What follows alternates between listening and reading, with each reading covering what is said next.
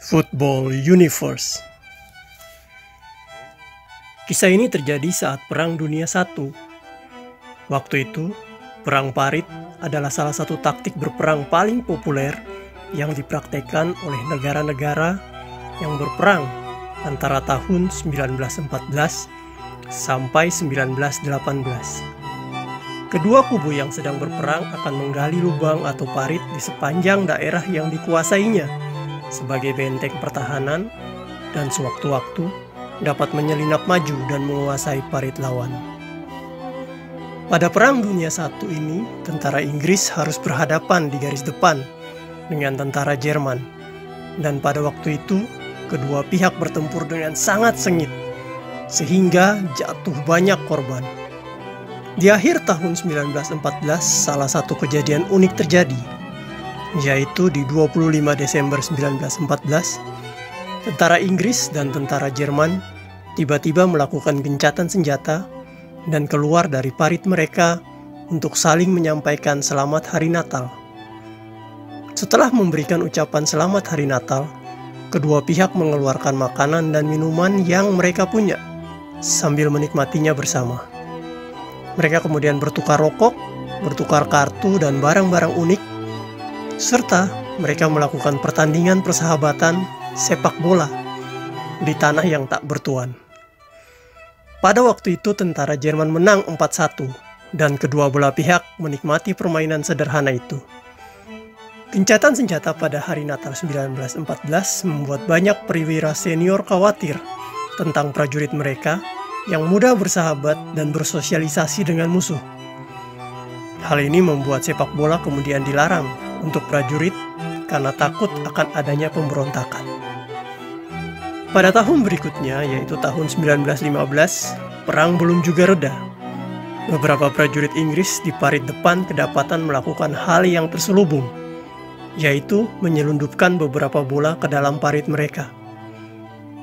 Tetapi upaya tersebut akhirnya ketahuan, dan semua bola tersebut ditusuk oleh perwira tinggi dan hanya menyisakan satu bola yang lolos dari pemeriksaan perwira tinggi. Malam tersebut adalah malam sebelum pertempuran besar di Luce, Prancis. Di pertempuran tersebut, tentara Inggris pertama kali menggunakan gas klorin untuk menyamarkan serangan mereka. Rifleman Frank Edwards, yang adalah seorang mantan persepak bola, menyimpan satu bola kempes yang tersisa itu di bawah seragamnya. Dia berniat menggiring bola bersama prajurit lain saat menyerang ke daerah pertahanan Jerman sebagai upaya agar dia tidak takut tembakan atau ranjau yang dipasang pihak Jerman. Pasukan Inggris kemudian siap menyerang dan mulai melepaskan gas klorin ke arah daerah pertahanan Jerman. Saat prajurit Inggris sedang tergesa-gesa memasang masker gas sebelum menyerang, ternyata angin bertiup balik ke arah prajurit Inggris. Banyak prajurit yang terlambat dalam memakai topeng, dan mereka jatuh keracunan di lantai parit. Sementara itu, Frank Edwards tetap tenang karena dia memiliki bola yang sudah ditiup, dan dia kemudian menghirup udara di dalam bola tersebut. Ketika berbunyi tanda menyerang, Edwards kemudian melemparkan bola keluar parit. Dia memberikan kode kepada teman-temannya untuk saling mengoper bola saat menyerang ke daerah pertahanan Jerman. Mereka kemudian dengan keberanian tinggi mengoper bola itu bolak-balik di medan pertempuran bersamaan saat mereka menyerang barisan Jerman. Hujan peluru dan jebakan ranjau yang ada di kiri kanan mereka tak menghentikan laju lari mereka.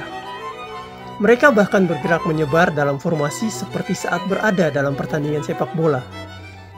Edwards kemudian terkena tembakan di paha dan tak bisa menghindar menghirup gas klorin. Tetapi untungnya dia selamat dari perang tersebut. Sementara beberapa temannya berhasil menendang bola tersebut ke pagar duri pertahanan Jerman dan kemudian menyerang masuk menguasai parit Jerman. Setelah kejadian ini, berita kemudian tersebar dan begitu banyak pemain profesional sepak bola Inggris yang datang mendaftar untuk masuk dinas militer. Hal ini membuat perwira tinggi Inggris menciptakan 2 batalion sepak bola khusus yang sengaja dilatih, militer dan sepak bola. Untuk tujuan propaganda ini, ditugaskanlah kepada bagian dari Regimen Middlesex Duke of Cambridge, yang sebagian besar terdiri dari mantan pelatih, mantan wasit, dan mantan pemain sepak bola. Batalion ini memulai debutnya di pertempuran Somme pada tahun 1916. Salah satu anggota awal resimen ini adalah Sersan Arthur Nippy Willeman, yang adalah mantan pemain Chelsea, yang memenangkan medali dinas militer karena keberaniannya. Sayangnya Arthur terbunuh dalam aksinya hanya beberapa bulan sebelum perang berakhir. Perang Somme ini menjadi salah satu pertempuran paling berdarah yang pernah ada dalam sejarah peperangan.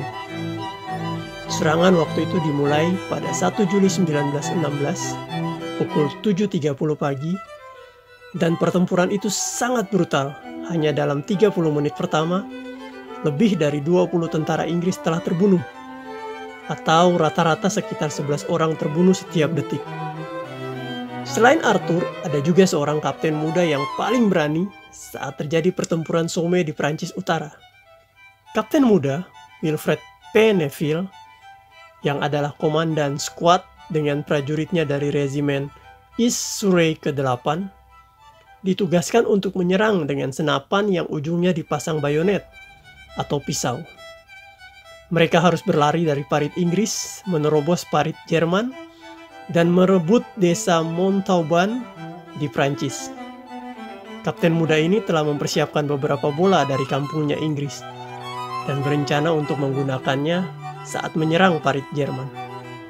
Pada bola tersebut, dia kemudian menulis The Great European Cup Tie Final, East Surrey versus Bavarians, Kick Off at 0, atau kalau diterjemahkan, pertandingan Piala Eropa terhebat antara East Surrey, yang adalah nama skuadnya, melawan Bavarian atau sebutan untuk Jerman.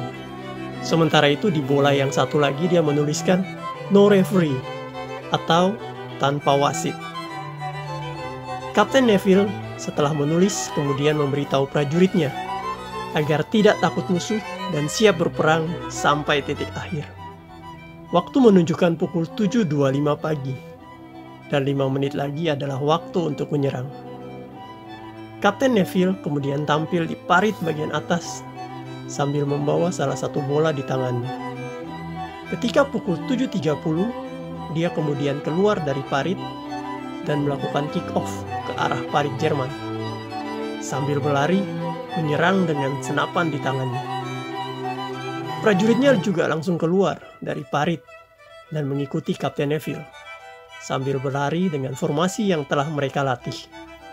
Dentuman meriam, tembakan senapan mesin, dan ranjau darat yang terbentang sepanjang jalur lari mereka tidak menyurutkan semangat mereka untuk menyerang Jerman.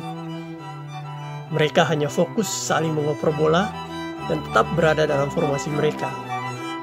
Satu persatu dari mereka ada yang telah terkena tembakan dan ranjau, tetapi Kapten Neville tetap berlari di depan, mengatur formasi dan mengoper bola. Musuh seakan tak mau memberikan kesempatan kepada mereka dan terus menembak.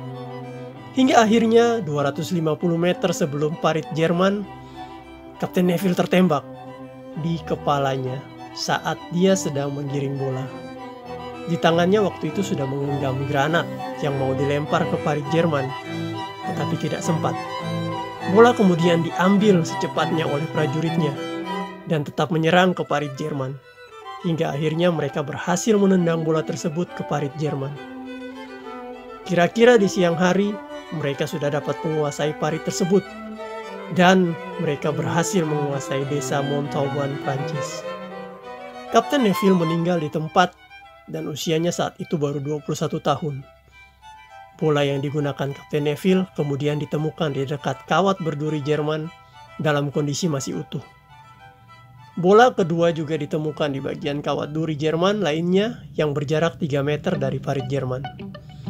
Pada hari itu, tujuan Inggris tercapai, yaitu menduduki desa Montauban, Prancis pada sore hari. Tetapi hanya sedikit dari skuad East Surrey yang selamat untuk melihat hal itu terjadi. Bos Kapten Neville, Major A.P.B. Irwin, Setelah pertempuran tersebut, menulis surat kepada ibu Kapten Neville dengan kata-kata yang menyimpulkan keberanian dan karakter Kapten Neville sebagai berikut. Dia adalah salah satu pria paling berani yang pernah saya temui. Dia dicintai dan dipercaya oleh anak buahnya sedemikian rupa sehingga mereka akan mengikutinya kemana saja. Kapten Neville dimakamkan di pemakaman militer Carnoy di Prancis bersama 850 tentara Inggris dan persemakmuran yang tewas di daerah tersebut antara tahun 1915 dan 1916. Adapun bola-bola Kapten Neville kemudian dibawa kembali ke Inggris untuk dipajang di museum.